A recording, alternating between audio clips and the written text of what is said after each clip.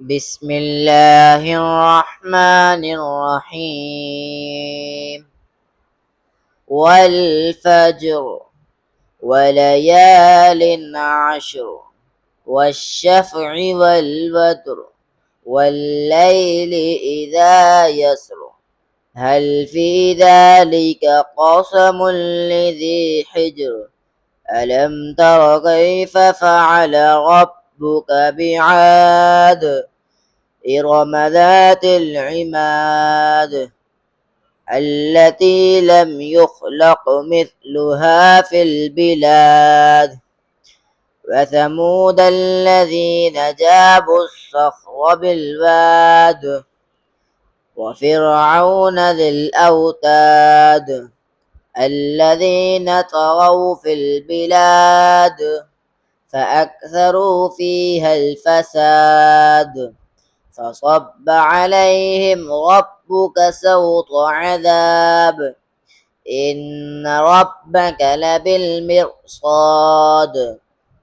فأما الإنسان إذا ما ابتلاه ربه فأكرمه ونعمه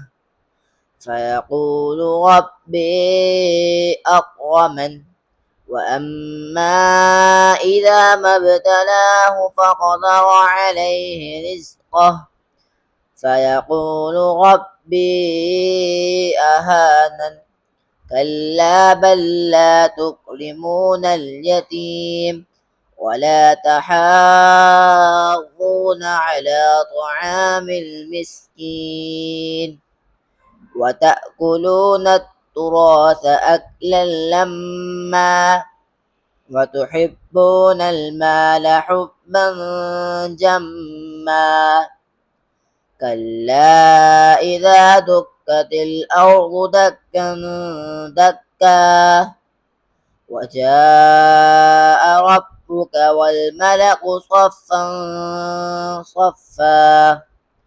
وجيء يومئذ بجهنم يومئذ يتذكر الإنسان وأنى له الذكرى يقول يا ليتني قدمت لحياتي فيومئذ لا يعذب عذابه أحد ولا يوثق وثاقه أحد يا أيتها النفس المطمئنة ارجعي إلى ربك راضية مرضية فادخلي في عبادي وادخلي جنتي